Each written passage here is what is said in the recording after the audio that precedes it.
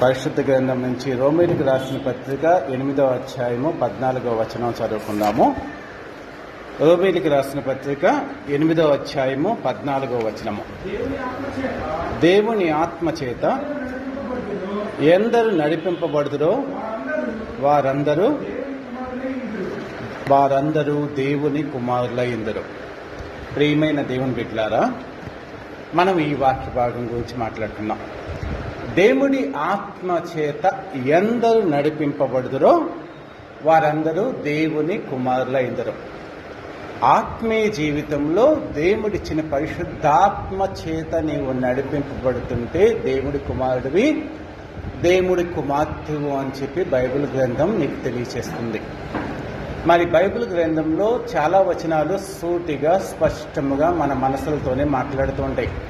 దేవుడి ఆత్మ చేత ఎందరూ అంటే ఎంతమంది, అది ఒకరు కావచ్చు, ఇద్దరు కావచ్చు, లేదా దేవుడి నిర్ణయంలో వేల మంది ఉండొచ్చు, కానీ దేవుడి ఆత్మ చేత ఎందరూ నడిపింపబడ్డరో వారు దేవుని కుమారులై ఉంటారు. అంటే నీ ఆత్మీయ జీవితంలో నీవు నడిచేది మీ అమ్మ కానీ, మీ నాన్న కానీ, నీ భర్త కానీ, నీ భార్య కానీ, నీ సంఘ కాపరి కానీ, ఎవరు నిన్ను నడిపిస్తున్నా కానీ వాళ్ళంతా నిన్ను ఒక యొక్క మార్గంలో ఇలా నడువు అని బోధించి ఉపదేశించి నిన్ను సక్రమంగా నడిపించే వాళ్ళే. కానీ సర్వ సత్యంలోకి నిన్ను నడిపించగలిగిన, అంటే దేవుడు కోరుకున్న విధానంలోకి నిన్ను నడిపించాలంటే దేవుడిచ్చిన పరిశుద్ధాత్మ మాత్రమే నిన్ను నడిపిస్తుంది అని బైబిల్ గ్రంథం చెప్తుంది. అంటే నువ్వు దేవుడికి ఇష్టమైన బిడ్డలాగా రూపాంతరం చెందాలి, మార్పు చెందాలంటే దేవుడి ఆత్మ చేత, అంటే పరిశుద్ధాత్మ చేత నీ ఆత్మీయ జీవితాన్ని నీవు నడిపించుకోవాలి. అప్పుడు దేవుడి కుమారుడు, దేవుడి కుమార్తె అని బైబిల్ గ్రంథం చెప్తుంది. మీ హృదయాన్ని మిమ్మల్ని మీరు ఒకసారి పరిశీలించుకోండి. దేవుడి యొక్క ఆత్మ చేత, పరిశుద్ధాత్మ చేత మీ ఆత్మీయ జీవితాలు నడిపింపబడుతున్నాయా? అలా నడిపింపబడుతుంటే దేవుడు తనిచ్చిన ఆధిక్యత కానీ, దీంట్లో తను కోరుకున్న జీవిత విధానంలో దేవుడు కుమారుడుగా, కుమార్తెగా నీవు అంగీకరించబడి దేవుని యొక్క ఆశీర్వాదాలకి పాత్రుడివి అవుతామని దేవుడు చెప్తున్నాడు. ప్రియమైన దేవుని బిడ్డలారా, లోకంలో ఎన్నో విషయాలు ఉండొచ్చు, కానీ దేవుడు ఆత్మీయంగా ఈ లోకానికి వచ్చింది నీ ఆత్మని రక్షించటానికే.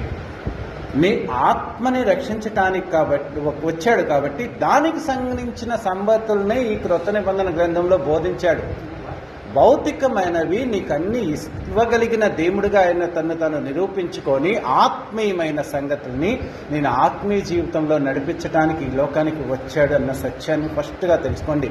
దేవుడు యేసుక్రీస్తు అంటే నన్ను ఆత్మీయ జీవితంలో నవీనమైన వ్యక్తిగా, శారీరకమైన జీవితానికి వ్యతిరేకమైన ఆత్మీయ జీవితంలో నన్ను నడిపించడానికి వచ్చిన దేవాది దేవుడు అన్న సత్యంతో నీ ఆత్మీయ జీవితాన్ని ఎప్పుడైతే నువ్వు ప్రారంభిస్తావో అప్పుడు దేవుడి చేత నడిపించబడతావు అన్న సత్యాన్ని తెలుసుకోండి.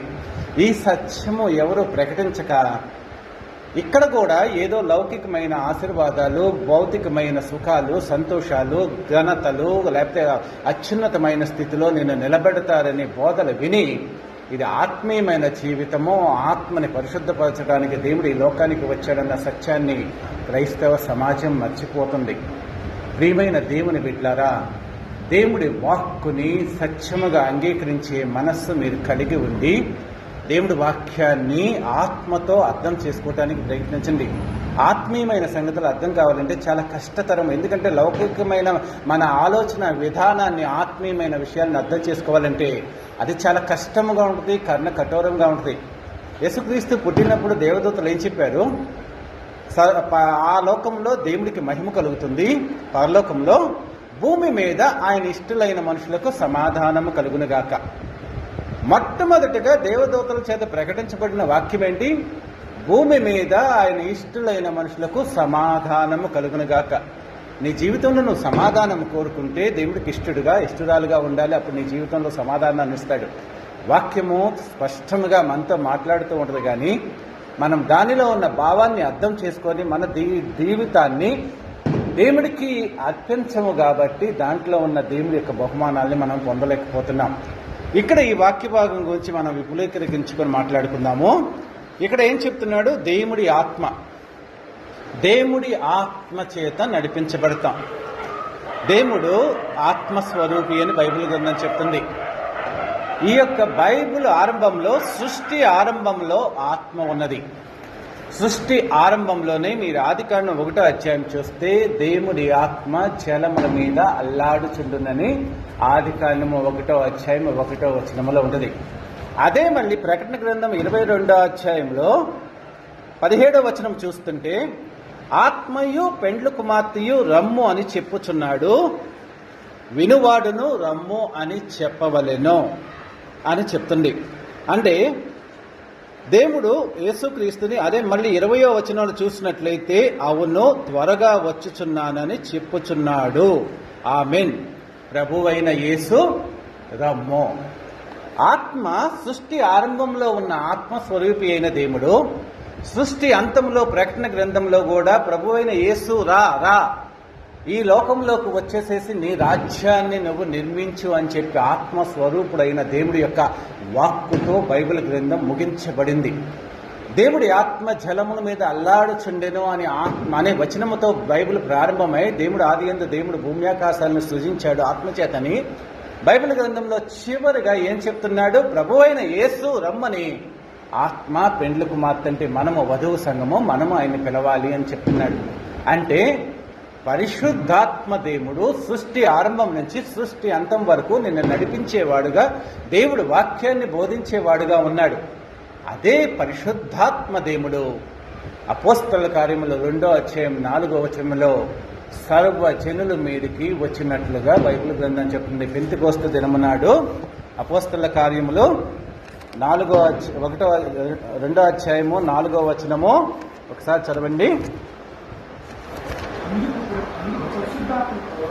అందరూ పరిశుద్ధాత్మతో నిండిన వారే, ఆ ఆత్మ వారికి వాక్శక్తి అనుగ్రహించిన కొలది అన్య భాషలతో మాట్లాడసాగిరి. ఈ దినముల్లో దేవుడు తన పరిశుద్ధాత్మతో అందరి మీద కుమ్మరించి నడిపిస్తున్నాడు. ఎవరైతే దేవుణ్ణి తమ ప్రభువుగా అంగీకరించారో, ఎవరైతే యేసుక్రీస్తుని తమ దేవుడిగా అంగీకరించారో వారందరి మీద తన పరిశుద్ధాత్మను కుమ్మరించి సర్వసత్యంలోకి, ఆత్మీయమైన జీవితంలోకి, దేవుడు కోరుకున్న ఆత్మీయ జీవితంలోకి నడిపిస్తున్నాడు అన్న సత్యాన్ని తెలుసుకోండి. ఇది ఆత్మ గురించిన వివరణ. సృష్టి ఆరంభంలో ఉన్న దేవుడు, సృష్టి అంతంలో దేవుడిని తన రాజ్యాన్ని స్థాపించమని చెప్తున్న దేవుడు ఈ దినములలో పోయిన వారం నాడు పెంతెకోస్తు దినం మీరు చేసుకున్నారు. ప్రపంచవ్యాప్తంగా పెంతెకోస్తు దినం చేస్తున్నారు. ఆనాడు పరలోకం నుంచి పరిశుద్ధాత్ముడు ఆత్మస్వరూపిగా క్రైస్తవ సంఘం మీద ఎవరైతే యేసుక్రీస్తుని రక్షకుడిగా అంగీకరించారో వారందరి మీద వాళ్ళందరినీ మీద నింపబడి వారందరూ క్రీస్తుతో జీవించడానికి, క్రైస్తవులుగా జీవించడానికి కావలసిన శక్తినిచ్చి, బలాన్నిచ్చి సర్వసత్యంలో కంటే ఆధ్యాత్మికమైన జీవితంలోకి, దేవుడు చెప్పిన ఆధ్యాత్మికమైన జీవితంలోకి మిమ్మల్ని నడిపించటానికి పరిశుద్ధాత్ముడు ఈ లోకంలో ఉన్నాడు. ఆ ఆత్మ చేత నడిపించబడాలి.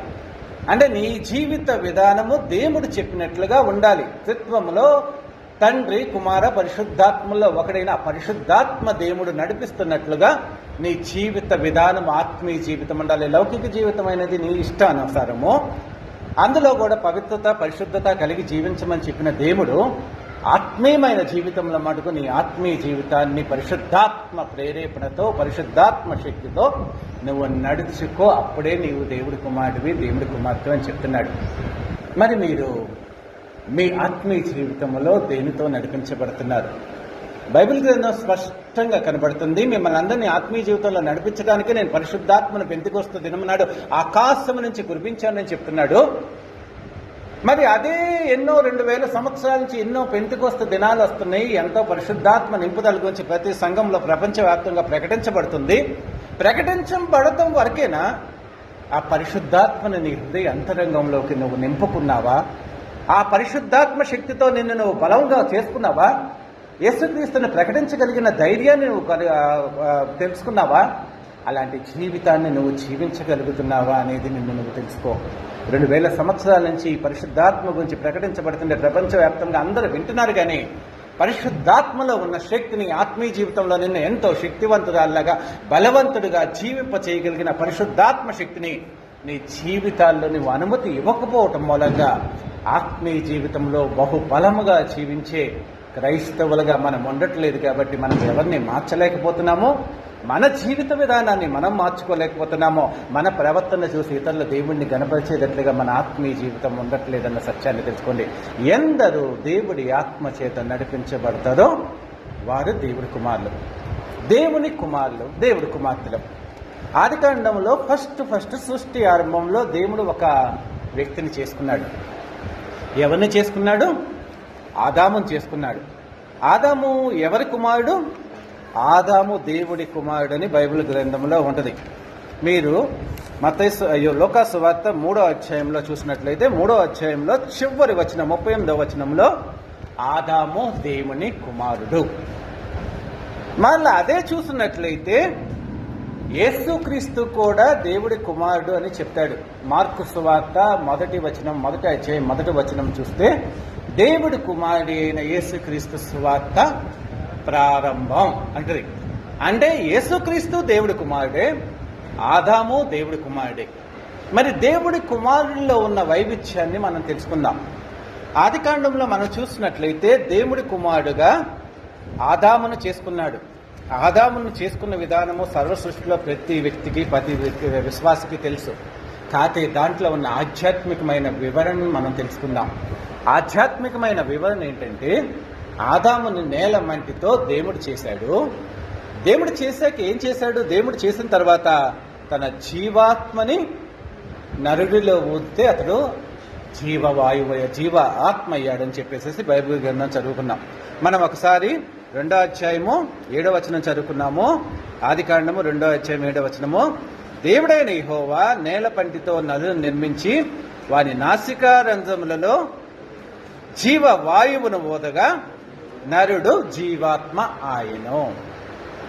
అంటే మంటి లాంటి, అంటే చలనం లేని ఒక వ్యక్తిని దేవుడు నాసికా రంధ్రంలో ఊపిరి ఊదగా అతడు జీవించే ఆత్మ అయ్యాడు. అంటే ఈ ఆదాముకి దేవుడు ఏ ఆత్మనిచ్చాడు? తన జీవ ఆత్మని ఇచ్చి జీవించేటట్లుగా చేశాడు. కానీ దేవుడు ఏం చెప్పాడు? నా ఆత్మ, నా ఆలోచన చొప్పున నువ్వు నడువని చెప్పాడు. నేను చెప్పినట్లుగా నడువని చెప్పి దేవుడు చెప్పి ఒక ఏదైనా తోట వేసి, ఏదైనా తోటలో అన్ని సకల ఫలవృక్షాలు పెట్టి జంతువులన్నిటినీ పిలిస్తే దేవుడి యొక్క ఆలోచన చెప్పిన వాటన్నిటికీ పేర్లు పెడతాడు. అలాగే ఒక సహకారిగా భార్యని ఇస్తే ఆ భార్యకి నారి అని పేరు పెట్టి, దేవా నువ్వు నాకు ఇచ్చావు కదా సహాయకారిగా అని చెప్పి తను దేవుడి చిత్త ప్రకారం జరుపుతూ ప్రతి సాయం సంధ్య వేళ, చల్లపూట వేళ దేవుడితో కలిసి సహవాసం చేస్తూ ఉండేవాడు. అయితే దేవుడి ఆత్మచేత దేవుడు చెప్పినట్లుగా జీవించినంత కాలం బాగానే ఉంది. అయితే ఒకానొక నాడు తన భార్య చెప్పిన మాట విన్నాడు. అంటే దేవుడి ఆత్మచేత దేవుడి యొక్క ఆలోచన చొప్పున దేవుడు తను జన్మించి తనలో యొక్క ఆలోచన ఇచ్చాడు కదా, ఆ ఆత్మ అనుసరించి నడుచుకోకుండా తన భార్య చెప్పిన మాట విని దేవుడి యొక్క ఆత్మీయ జీవితంలో పడిపోయాడు. తర్వాత దేవుడు అడిగితే ఏమంటాడు? నీవు నాకు ఇచ్చిన ఈ భార్య కదా, నన్ను నువ్వు చూసుకోమన్నావు కదా, ఆమె నన్ను తప్పించిందని చెప్పి దేవుడి యొక్క ఆత్మీయ జీవితంలోంచి దేవుడి ఆత్మ చేత నడిపించబడకోకుండా తను దేవుడి యొక్క ఆత్మ నుంచి నడిపింపు దళ నుంచి పక్కకి ఎప్పుడైతే వెళ్ళిపోతాడో దేవుడు ఏదైనా చోట నుంచి బయటికి పంపించేస్తాడు. ఆత్మీయమైన జీవితం అంటే మనిషి బ్రతికే ఉన్నాడు, కానీ దేవుడి యొక్క ఆత్మ చేత నడిపింపబడే జీవితం నుంచి బయటికి వెళ్ళిపోయి ఏదేనులో నుంచి, అంటే దేవుడి సన్నిధానం నుంచి దేవుడి యొక్క ప్రసన్నతను చూసే యోగ్యత కోల్పోయి బయటికి వెళ్ళిపోయాడు. ప్రియమైన దేవుని బిడ్డలారా, మొదటి దేవుడి కుమారుడు దేవుడు తన మనిషిని చేసుకొని జీవవాయువును ఊదితే జీవాత్మ అయితే, ఆ వ్యక్తికి దేవుడు కొన్ని నయని చెప్పినట్లుగా జీవించు, నా ఆత్మతో నువ్వు జీవిస్తున్నావు కదా, నా ఊపిరి కదా, నేను చెప్పినట్లు జీవించంటే కొంతకాలము దేవుడితో సహవాసం చేసిన తర్వాత ఆ ఆత్మీయమైన జీవితం నుంచి తను తప్పిపోతే దేవుడి కుమారుడి యోగ్యతను తీసివేసి ఏదేని తోట నుంచి అతన్ని తోలివేసినట్లుగా, పంపించి వేసినట్లుగా మనం బైబిల్ గ్రంథంలో చదువుతాం. అంటే ఇక్కడ ప్రపంచ మానవాళి మొత్తానికి స్పష్టంగా దేవుడు ఒకే ఒక మాట చెప్తాడు: నేను నిన్ను నిర్మించుకున్నాను, నీవు నా ఆలోచన చొప్పున నడుస్తేనే నా కుమారుడివి, నా కుమార్తెవి. అవ్వ కూడా దేవుడి మాట వినలేదు కాబట్టి అవ్వను కూడా ఏదైనా తోటలో నుంచి పంపించేశాడు. అంటే నీవు దేవుడి మాట వింటేనే దేవుడి కుమారుడివి కుమార్తెవి కానీ దేవుడి మాట వినకపోతే శారీరకమైన జీవితంలో నీ జీవించి ఉంటావే కానీ ఆత్మీయముగా నీ జీవితము నిర్జీవమైపోతుంది.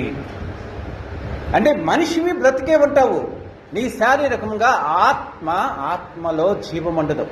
అది నిర్జీవమైపోయి దేవుడి యొక్క ఆదరణతో నోచుకోకుండా, దేవుడి యొక్క వెలుగులో నడవకోకుండా అది మామూలుగా జీవించే ఆత్మ అయి ఉంటుంది. అయితే దేవుడు దీన్ని చూశాడు. మొదటి దేవుడి కుమారుడైన ఆదాము దేవుడి మాట వినలేదు, కానీ దేవుడు మనల్ని ఆ పాపము అంటే దేవుడికి ఆజ్ఞను వ్యతిరేకించి పాపం మూట కట్టుకొని దేవుడితో సమాధాన పడని స్థితిలో, ఇందాకేం చెప్పాము, ఆయనకి ఇష్టలైన వారికి భూమి మీద సమాధానం. ఆదాము దేవుడికి ఇష్టడుగా లేడు, దేవుడితో సమాధాన పడలేదు, దేవుడిని తప్పైపోయింది, నన్ను క్షమించు దేవా అని చెప్పి ఎప్పుడు అడగలేదు. బైబిల్ గ్రంథంలో మీరు చదివితే 1-2-3 వచనాల్లో బైబిల్ గ్రంథంలో ఆదాము గురించి ఉంటుంది, అది చదువుకుందాము. బైబిల్ గ్రంథంలో మనము ఆదాము గురించి చదివితే యెషయా గ్రంథము 43వ అధ్యాయము 27వ వచనము.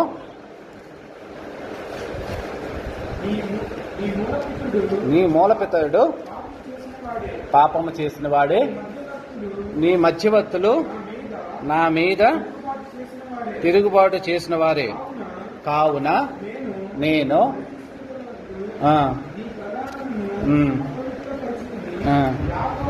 యాకోబును చాలు. నీ మూలపితరుడైన ఆదాము పాపము చేసిన వాడే. అంటే పాప స్వభావం ఎప్పుడైతే వచ్చిందో దేవుడి సన్నిధానం నుంచి దేవుడి కుమారుడుగా కుమార్తెగా దేవుడు బయటికి పంపించేస్తాడు. అలాంటి మూలపితరుడు పాపం చేసిన వాడే అని చెప్పిన దేవుడు, అలాంటి మనం పాపంలో దేవుడికి సమాధానం స్థితిలో లేనప్పుడు యేసుక్రీస్తుని ఈ లోకానికి పంపించాడు. యేసుక్రీస్తు ఎలా పుట్టాడు ఈ లోకంలో? పరిశుద్ధాత్మ మరియమ్మని ఆవహించటం మూలంగా, మరియమ్మలో గర్భం దాల్చటం మూలంగా పరిశుద్ధుడుగా యేసుక్రీస్తు, అంటే దేవుడి యొక్క ఆత్మతో యేసుక్రీస్తు ఈ లోకంలో పుట్టాడు. దేవుడి కుమారుడుగా ఈ లోకంలో పుట్టాడు. ఎప్పుడైతే పరిశుద్ధాత్మ పూర్ణుడై పుట్టాడో యేసుక్రీస్తు ఈ లోకంలో 30 సంవత్సరాలు చాలా పరిశుద్ధంగా జీవించినట్లుగా బైబిల్ గ్రంథంలో ఉంటుంది. అదే మళ్ళీ 30 సంవత్సరాలకు వచ్చి బాప్తిసం తీసుకున్నప్పుడు మరలా దేవుడి పరిశుద్ధాత్మ అతని మీదకి వచ్చినట్లుగా బైబిల్ గ్రంథం చెప్తుంది.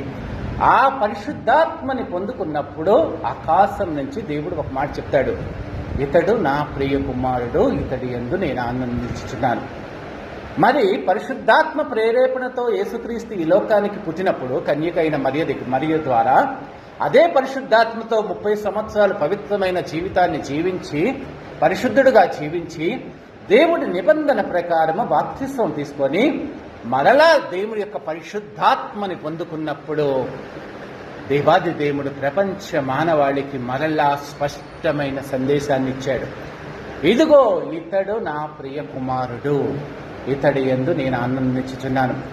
ఏ ఆత్మనైతే ఆమెకు ఇచ్చి పరిశుద్ధంగా జీవించమని ఏదైనా తోట వేసి నిర్దేశించి నేను చెప్పినట్లుగా జీవించంటే ఆదాము దేవుడి యొక్క ఆత్మ ప్రేరేపణ చేత నడపబడక దేవుణ్ణి వ్యతిరేకించి ఈ లౌకికమైన స్వభావంతో లోకంలో కలిసిపోతే ఆయన్ని ఏదేని తోట నుంచి పంపించి దేవుడి కుమారునిగా తీసివేశాడో అదే దేవుడు మరలా ప్రేమతో యేసుక్రీస్తుని ఈ లోకానికి పంపించినప్పుడు, అదే దేవుడు కుమారుడుగా పరిశుద్ధాత్మతో పుట్టినప్పుడు స్వచ్ఛమైన జీవితాన్ని జీవించిన యేసుక్రీస్తుని, బాప్తిసం తీసుకున్న యేసుక్రీస్తుని దేవుడు నా ప్రియ కుమారుడు అంటున్నాడు.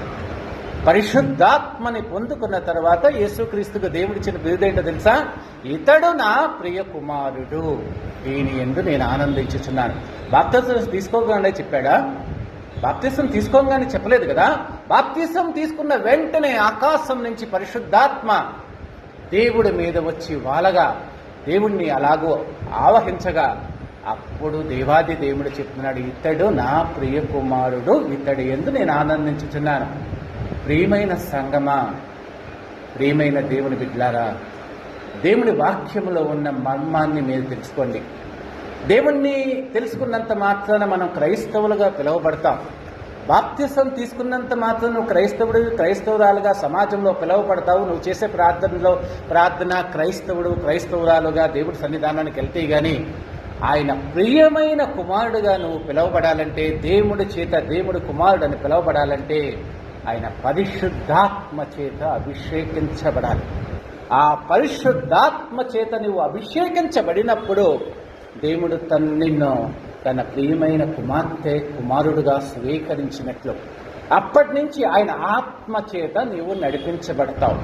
ఇలాంటి అనుభవంలోకి నడిపించబడాలని దేవుడు ఈ లోకానికి వచ్చి మనందరికీ తన దైవ సందేశాన్ని తన ప్రియమైన యేసుక్రీస్తు కుమారుడుగా మనకు తెలియచేశాడు. కానీ ఆ దైవత్వంలో ఉన్న గొప్ప మర్మాన్ని ప్రపంచంలో ఏ వ్యక్తి తెలుసుకోలేకపోతున్నాడు. దేవుడిని నమ్ముకుంటే చాలు, మేము క్రైస్తవులే.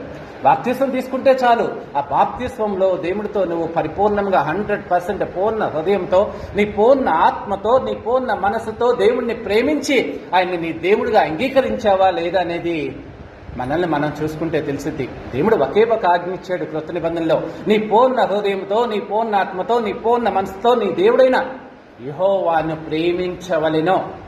అది నీవు దేవుణ్ణి తెలుసుకోవటం అంటే, దేవుణ్ణి కనపరచడం అంటే, దేవుణ్ణి నీ దేవుడిగా సర్వలోకం ముందు నువ్వు ఒప్పుకోవటం అంటే దాన్ని బాప్తిస్మం అంటారు.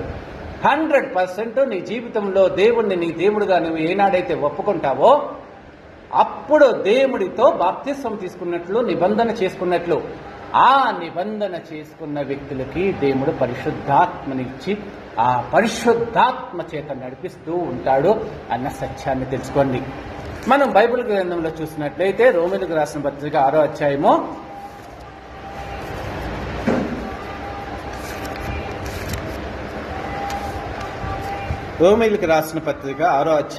16వ వచనం చూసుకుంటే, మీరు పాపమునకు దాసులై ఉంటది గాని ఏ ఉపదేశ క్రమమునకు మీరు అప్పగింపబడితిరో దాన్ని హృదయపూర్వకంగా లోబడిన వారై పాపం నుండి విమోచింపబడి నీతికి దాసులైతిరి.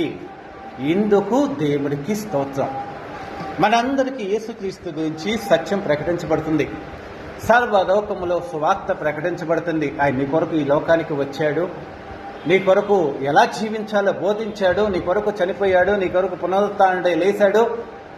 ఆయన తండ్రి కుడిపార్శ్వన ఆరోహణుడై ఉండి ఈరోజు నీ కోసం ప్రార్థన చేస్తున్నాడు అన్న సత్యాన్ని, యేసే నిజమైన దేవుడు, యేసే నిజమైన దేవుడు, నన్ను రక్షించగలిగిన దేవుడు, నన్ను కాపాడగలిగిన దేవుడు, నన్ను ఓదార్చగలిగిన దేవుడు, నన్ను ఆదరించగలిగిన దేవుడు, పరలోక రాజ్యానికి నన్ను తీసుకెళ్లగలిగిన దేవుడు ఎవరైతే అని ఏ ఉపదేశ క్రమమైతే నీకు బోధించబడుతుందో దానికి లోబడి పాపము నుంచి విమోచించబడి, అంటే నీ పాప పంకీలమైన జీవితం నుంచి విమోచించబడి బాప్తిస్వం తీసుకొని నీతికి దాసులైతిరి. మన క్రైస్తవులుగా రూపాంతరము చెందడం అంటే యేసుక్రీస్తు సువార్త మనకు వినపడుతుంటే ఆ ఉపదేశానికి లోబడి పాపం నుంచి విమోచించబడాలి. పాపం నుంచి పూర్తిగా యేసుక్రీస్తు రక్తములో విమోచించబడి నువ్వు నీతికి దాసులైతే అందును బట్టి దేవుడికి స్తోత్రమని పౌలు భక్తుడు చెప్తున్నాడు. మరి విమోచించబడిన వ్యక్తి నీవేమవుతావనేది మళ్ళీ 22వ వచనం చూస్తే, ఆయనను ఇప్పుడు పాపం నుంచి విమోచించబడి దేవుడికి దాసులైనందున పరిశుద్ధత కలుగుటయే మీకు మీకు ఫలం.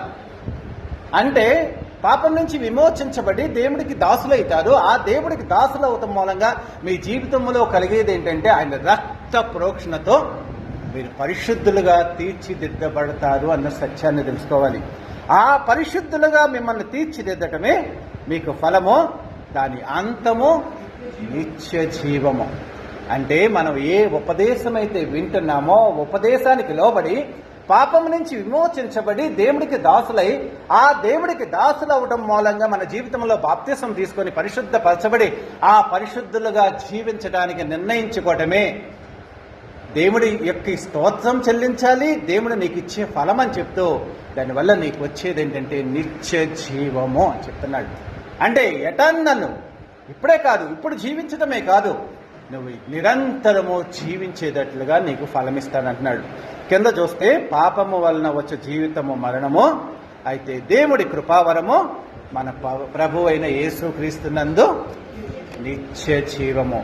యేసు క్రీస్తుని ఏ వ్యక్తి అయితే నిజమైన దేవుడని నమ్మి ఆ సువార్తకు లోబడి పాపము నుంచి, తన పాప పంకిలమైన జీవితం నుంచి విమోచించబడి, ఆ విమోచించబడిన తరువాత దేవుడికి దాసుడుగా ఉండటానికి నిర్ణయించుకుంటాడో అలాంటి నీతి కలిగిన జీవితాన్ని జీవిస్తుంటే దానికి ప్రతిఫలముగా దేవుడు నిన్ను పరిశుద్ధురాలుగా చేసి నీకు నిత్య జీవాన్ని ఇస్తాడని చెప్తున్నాడు. ఇలా పరిశుద్ధులుగా జీవించడానికి ఎవరైతే ఒప్పుకుంటారో వాళ్ళకి దేవుడు పరిశుద్ధాత్మ అనే వరాన్ని ఇచ్చి తన ఆత్మతో నడిపిస్తాడు అన్న సత్యాన్ని చెప్పడానికి దేవుడి లోకానికి వచ్చాడు. ప్రియమైన దేవుని బిడ్డలారా, ఇది ఆత్మ గురించిన వివరణ.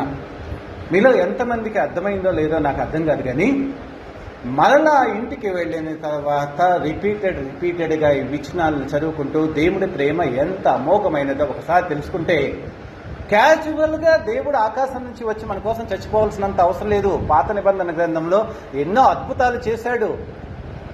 యుద్ధాలు వస్తే, సైన్యం లక్షల మంది వస్తే దేవదూతలను పంపించి సైన్యాన్ని మొత్తాన్ని చంపేశాడు. సముద్రాన్ని చీల్చాడు. ఆహారాన్ని 40 సంవత్సరాలు ఇచ్చాడు. ఎన్నో అద్భుతాలు చేశాడు. ఈ అద్భుతాలు నీ జీవితంలో, నా జీవితంలో చేయాలనుకుంటే దేవుడు ఈ లోకానికి రావాల్సిన అవసరం లేదు. దేవుడు ఆకాశం నుంచి అన్నీ చేసేవాడు కదా. ఎందుకు వచ్చాడంటే మానవులు బలహీనులు కాబట్టి ఆ బలహీనమైన స్వభావంతో పాపంలో పడిపోతూ నిరంతరము ఓడిపోతూ ఉంటారు కాబట్టి దేవుడి సన్నిధానంలో ఏదైనా తోటలో ఉన్న ఆదామే బలహీనుడుగా తప్పిపోయాడు కాబట్టి, దేవుడి సన్నిధి నుంచి దూరం వెళ్ళిపోయాడు కాబట్టి యేసుక్రీస్తుతో 3.5 సంవత్సరాలు ఆయన శిష్యులు జీవించి ఆయన చెప్పిన బోధలు విన్న తర్వాత కూడా యేసుక్రీస్తు చనిపోగానే అంతా చెల్లా చెదురైపోయి ఆయన ఎవరో నాకు తెలియదు అన్నారు. కాబట్టి ఆ బలహీనమైన మనస్తత్వం కలిగిన మనుషుల్ని బలవంతులుగా చేయటానికి, శక్తివంతులుగా చేయటానికి, ఆయనే దేవుడిని నమ్ముకోవటానికి నీకు బలమైన శక్తి కలిగిన దేవుడి స్వరూపమైన, దేవుడి తత్వంలో ఒక పార్ట్ అయిన ఆ పరిశుద్ధాత్మ శక్తిని నీకు నాకు ఇచ్చి నన్ను దేవుడి యొక్క ఆధ్యాత్మిక జీవితంలో మహోజ్వలమైన వ్యక్తులుగా తీర్చిదిద్దడానికి దేవాది దేవుడు ఈ లోకానికి వచ్చి తను ఆచరించి, తను చూపించి, చెప్పి వెళ్ళి మనల్ని అలా జీవించమన్నాడు. దేవుడు ఆషామాషిగా సరదాగా తను జీవించుకోకుండా చెప్పలేదు. తను అన్ని స్పష్టంగా జీవించి నన్ను అలా జీవించమని చెప్పాడు.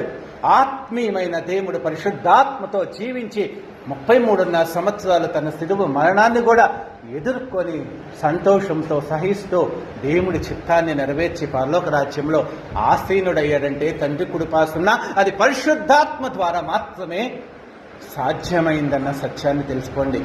యేసుక్రీస్తే పరిశుద్ధాత్మను పొందుకొని 33.5 సంవత్సరాలు ఈ లౌకికమైన జీవితంలో లోకంలో జీవించి నీకు నాకు సర్వ సత్యాన్ని బోధించి దేవుడి కుమారుడిగా ప్రశంసించబడి తన ప్రేమని అన్నిటినీ మనకు చూపించి వెళ్ళాడంటే, మరి అలాంటి ఆత్మీయమైన జీవితంలో దైవ చిత్తానుసారమైన ఆయన వాక్యాన్ని విని ఆయన నియమానికి లోబడి ఆయనకి దాసులై ఆయన పరిశుద్ధతలో నడవటానికి నియమింపబడిన మీరు కూడా ఆయన ఆత్మని పొందుకొని నడవాలి అన్న సత్యాన్ని తెలియచేయటానికి దేవుడి యొక్క పరిశుద్ధాత్మ చేత ఎందరూ నడిపింపబడుతారో వారు దేవుని కుమారులు అనబడతారు.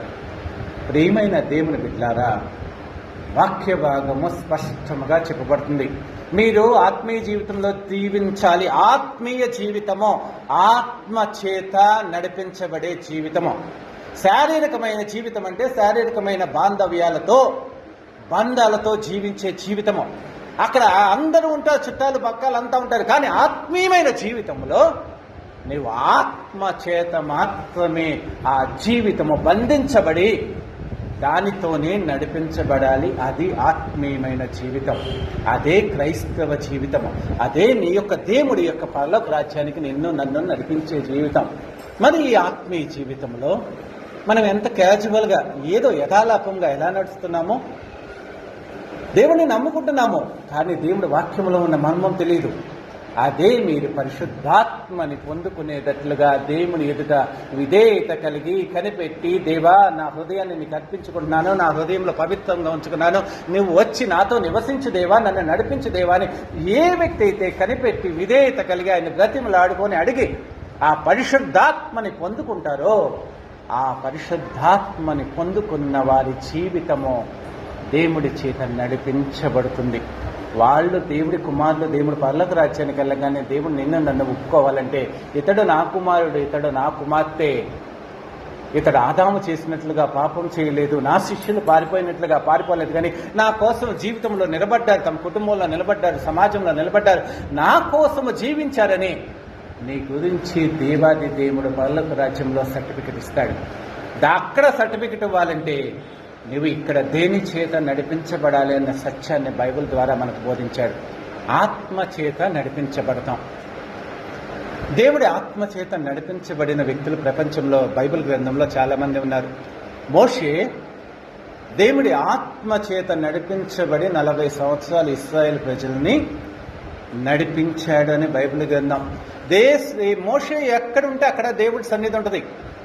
దేవుడి యొక్క మహిమ అతడి మీద ఎప్పుడూ ప్రకాశించినట్లు అతడి ముఖములో ఉన్న వెలుగుని ప్రజలు చూడలేక, నీ వెలుగుని చూడలేకపోతున్నావు, దేవుడి యొక్క మహిమ నీ మీద ఉంది, ఆ వెలుగును ఆ మహిమను చూడలేకపోతున్నాను, ముసుగేసుకో అని బ్రతిమిల్లాడిన ప్రజలున్నారు. అంటే దేవుడి ఆత్మ చేత నడిపించబడుతుంటే నీ ముఖము ప్రకాశవంతంగా ఉండి ధైర్యం కలిగిన వ్యక్తిగా ప్రతి వ్యక్తికి సాక్షిగా ఉంటావు. అలాంటి సాక్ష్య జీవితము నీలో దేవుడి ఆత్మ చేత నడిపించబడిన వ్యక్తిలాగా ఉండాలి. మరలా బైబిల్ గ్రంథాన్ని క్రొత్త నిబంధనలో మనం చూసినట్లయితే పెంతెకోస్తు దినము తర్వాత అపోస్తలు అప్పుడు దాకా పారిపోయిన వ్యక్తులు ఎప్పుడైతే పరిశుద్ధాత్మని పొందుకున్నారో, అపోస్తల కార్యము 2వ అధ్యాయం తర్వాత ఇంటికెళ్ళా ప్రశాంతంగా చదువుకోండి. ఆకాశం నుంచి మీరు పరిశుద్ధాత్మని పొందుకున్న తర్వాత మీరు శక్తిని అందుతారు కాబట్టి నాకు సాక్షులై ఉంటారని అపోస్తల కార్యంలో 1వ అధ్యాయం 8వ వచనంలో ఉంటుంది. పరిశుద్ధాత్మని పొందుకున్న తర్వాత మీరేంటి శక్తి పొందుకుంటారు. ఆ శక్తి తర్వాత నాకు సాక్షులై ఉంటారు. సాక్ష్యంలో ఎటువంటి అపనమ్మిక ఉండదు, అధైర్యం ఉండదు. ధైర్యముగా ఈయనే నిజమైన దేవుడు, ఈయనే నమ్ముకున్నాను, నా జీవితం ఈయన కోసమే జీవిస్తాను, ఈయన నన్ను నడిపిస్తాడు, నన్ను సృష్టించిన సృష్టికర్త ఈయనే ఆది అంతము, ఈయనే భూత వర్తమాన భవిష్యత్ కాలంలో ఉండే సర్వాధికారి అయిన దేవుడు, ఈయన కోసమే నేను జీవిస్తాను అని ఎప్పుడైతే పరిశుద్ధాత్మ చేత నువ్వు నడిపించబడతావో ఆనాడు మాత్రమే దేవుడి గురించి బలమైన సాక్ష్యాన్ని ఇవ్వగలిగిన బిడ్డలాగా ఉంటావు. ఆది అపోస్తలు అలాంటి సాక్ష్యాన్ని ఇచ్చారు. అందరూ ఆత్మ చేత నడిపించబడినట్లుగా ఉంటారు. మనం అపోస్తల కార్యము 8వ అధ్యాయం చూస్తే ఫిలిప్పు అనే ఒక భక్తుడు ఉంటాడు. ఫిలిప్పు అంటే తను 12 మందిలో రాడు కానీ వేరే సేవకుడు, అంటే స్టెఫనుతో పాటు ఏర్పాటు చేయబడిన అతనికి ప్రభువు దూత ఒక మాట చెప్తా ఉంటుంది. 26వ వచనంలో 8వ అధ్యాయం 26వ వచనంలో ప్రభువు దూత నీవు లేచి దక్షిణముగా వెళ్ళి యెరూషలేమునకు నుండి గాజాకు పోవు మార్గముకు కలుసుకోమని ఫిలిప్పుతో చెప్పగా అతడు లేచిపోయెను.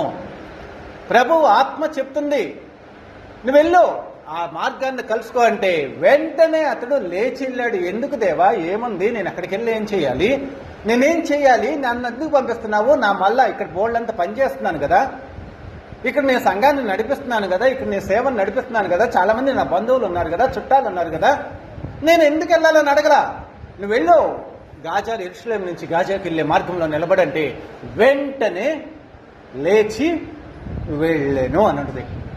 ఆత్మ నిన్ను నడిపించినప్పుడు నువ్వు ఆత్మకి లోబడతావు. అప్పుడు అతడు ఏం చెప్తాడు తెలుసా, 29వ వచనంలో అప్పుడు ఆత్మ ఫిలిప్పుతో నీవు ఆ రథము దగ్గరికి పోయి దాన్ని కలుసుకొనమని చెప్పాడు. ఆ రథం ఆ మార్గానికి వెళ్ళిపోయి నుంచున్నాడు, చూస్తున్నాడు ఏం చేయాలా దేవుడు నన్ను ఇక్కడికి ఎందుకు పంపించాడంటే ఒక రథం వెళ్తుంది. ఆ రథం వెళ్తుంటే మరి దేవుడు ఆజ్ఞ లేకోకుండా తినేం చేయలేడు కాబట్టి పరిశుద్ధాత్మ చెప్తుంది ఆ రథాన్ని ఆపి రథములో ఉన్న వ్యక్తితో నువ్వు స్వార్థ ప్రకటించంటే ఆత్మ చేత నడిపింపబడుతున్న వ్యక్తిగా రథం దగ్గరికి వెళ్ళి రథములో ఉన్న వ్యక్తిని చూస్తే అతడు పరిశుద్ధ గ్రంథాన్ని చదువుతూ ఉంటాడు. నువ్వు చదివేది నీకు అర్థమవుతుందా, నాకు ఎవడో బోధించకపోతే నాకెలా అర్థమైద్ది, నువ్వు దేవుడి యొక్క ఆత్మచేత నడిపించబడిన వ్యక్తి నువ్వు నాకు చెప్పంటే రథం ఎక్కి కూర్చొని యేసుక్రీస్తు గురించి చెప్తాడు. అంటే దేవుడి పరిశుద్ధాత్మ చేత నువ్వు నడిపింపబడుతుంటే దేవుడు నిన్ను సాక్షిగా ఆయన సువార్తను ప్రకటించే వ్యక్తిగా చేస్తాడు. దేవుడి ఆత్మచేత నడిపించబడుతున్న వ్యక్తి మాత్రమే సువార్తను చెప్పగలడు. ఆత్మ ఏదైతే చేయమన్నదో అది చేయగలడు. మరలా 6వ అధ్యాయంలో స్టెఫన్ను చూస్తాం. ఎంత అద్భుతమైన వ్యక్తి, ఇతడు సువార్త మాత్రమే చెప్పాడు ఫిలిప్పు. అయితే అపోస్తల కార్యములు 6వ అధ్యాయంలో 10వ వచనం చూసినట్లయితే, కొందరు వచ్చి స్టెఫనుతో తర్కించిరి గాని మాట్లాడుట ఎందునో అతడు అగుపరిచిన జ్ఞానమును అతనిని ప్రేరేపించిన ఆత్మను వారు ఎదిరింపలేకపోయిరి.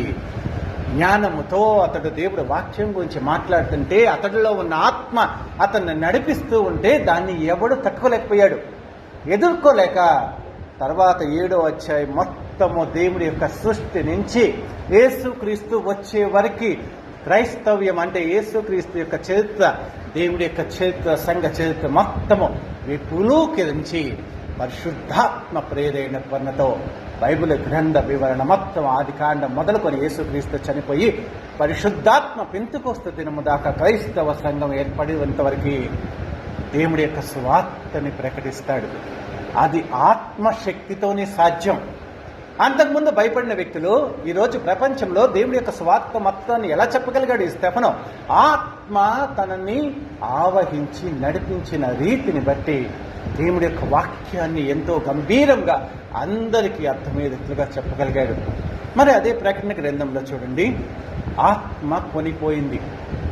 ఆత్మవసుడుని ప్రభువు దినమునందు ఆత్మవసుడునై ఉండగా నన్ను కొనిపోయిందని చెప్తాడు.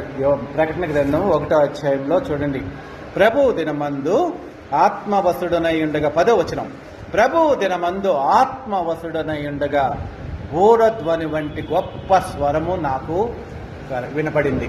అప్పుడు యేసుక్రీస్తు ప్రత్యక్షమయ్యాడు.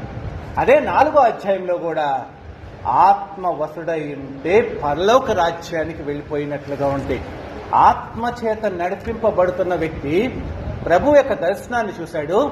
ఆత్మచేత నడిపింపబడుతున్న వ్యక్తి ప్రభు యొక్క ప్రపంచంలో ఏ వ్యక్తి చూడనంత పరలోక రాజ్య దర్శనాన్ని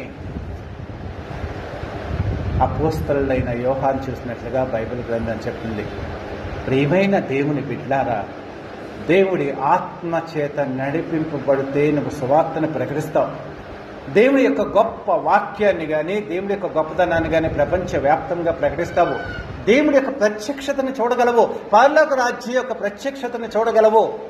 మరి అలాంటి గొప్ప పరిశుద్ధాత్మ అనుభవము నీవు పొందుకుంటే నీ జీవితంలో ఎంతో గొప్ప మేలు అని చెప్తూ యేసుక్రీస్తు కూడా అదే ఆత్మ చేత నడిపింపబడ్డారని బైబిల్ గ్రంథంలో వాక్యం చూసుకొని మనము ముగించుకుందాము.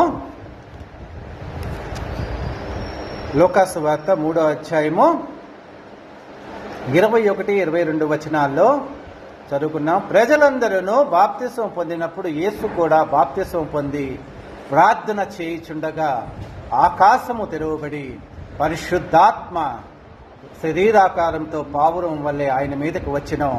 అప్పుడు నీవు నా ప్రియకుమారుడవు, నీ యందు నేను ఆనందించుచున్నానని ఒక శబ్దము ఆకాశము నుంచి వచ్చిన. బాప్తిసం తీసుకున్న తర్వాత పరిశుద్ధాత్మ యేసుక్రీస్తు మీదకి పావురం రూపంలో వచ్చినట్లుగా బైబిల్ గ్రంథంలో స్పష్టంగా కనబడుతుంది. అదే 4వ అధ్యాయం 1వ వచనంలో చూసినట్లయితే, యేసు పరిశుద్ధాత్మ పూర్ణుడై యోర్దాను నది నుండి తిరిగి వచ్చి 40 దినములు ఆత్మచేత అరణ్యములోకి నడిపింపబడి అపవాది చేత శోధింపబడుచుండెను. ఆత్మచేత నడిపింపబడుతూ అరణ్యములో 40 దినాలు ఉపవాసముండి అపవాది చేత శోధింపబడుతూ ఉన్నాడు. ఆ శోధనని కూడా జయించాడు. అలాగే తన సిలువ శ్రమను కూడా జయించాడు. మరణం మీద విజయం సాధించాడు. మరణపు ముళ్ళను విరిచివేసి ప్రపంచమంతా భయపడుతున్న ఆ దేవుడితో లేని అసమాధానమైన స్థితిని ఆయన కొట్టివేసి నీకు నాకు సమాధానాన్ని కలుగు చేసి సిలువ ద్వారా దేవుడితో సంధి చేసి ఆయన దేవుడి కుమారుడుగా నిరూపించబడి అదే పరిశుద్ధాత్మని మనకిచ్చి మనము కూడా అదే పరిశుద్ధాత్మతో నడిపింపబడుతుంటే నీవు నేను దేవుడి కుమారుడము, దేవుడి కుమార్తెలమనే ఆ యొక్క అధికారాన్ని, సార్వభౌమాధికారాన్ని, అంటే రాజు తన కుమారుడికి, కుమార్తెలకు ఎలాగైతే రాజకుమారి, రాజకుమారుడైనైతే ఎలాంటి అధికారం ఇస్తాడో దేవుడి కుమారుడైన యేసుక్రీస్తు మనల్ని కూడా తండ్రి అయిన దేవుడికి కుమారులు కుమార్తెలను చేయడానికి మార్గాన్ని ఏర్పాటు చేశాడు. ప్రియమైన దేవుని బిడ్డారా, దేవుని ఆత్మచేత నడిపించబడతామంటే అది క్రైస్తవ జీవితంలో ఆధ్యాత్మిక జీవితం అంటే అది. మరి దేవుడి యొక్క వాక్యములో మహోన్నతమైన దేవుడి ఉద్దేశాన్ని మీరు తెలుసుకున్నారు. ఆ ఉద్దేశాన్ని మీ జీవితాల్లో అమలుపరిచినట్లయితే దేవుడు తన ప్రియ కుమారుడుగా, ప్రియ కుమార్తెగా మిమ్మల్ని అంగీకరించి ఆయన రాజ్యములోకి, మిమ్మల్ని శాశ్వతమైన రాజ్యములోకి ఆయన నడిపిస్తాడు. అలాంటి పరిశుద్ధాత్మను మీకు ఇచ్చి మిమ్మల్ని సర్వసత్యంలోకి నడిపిస్తారు. కాబట్టి ఆత్మలో నడిపింపబడటం అనేది మీ జీవితాల్లో మొదలు పెట్టండి. మొదలు పెడితే మీ జీవితంలో ధైర్యముగా దేవుడి చేత ప్రశంసించబడే వ్యక్తులుగా ఉంటారు. దేవుడి అలాంటి కృపను మీకు సమృద్ధిగా ఇవ్వాలని కోరుకుంటూ ఈ వాక్యాన్ని దేవుడి నామమున చెప్పుచున్నాను. దేవుడి వాక్యాన్ని మన వినికిడిలో దీవించి ఫలింపచేయునుగాక. ఆమేన్. ఆమేన్.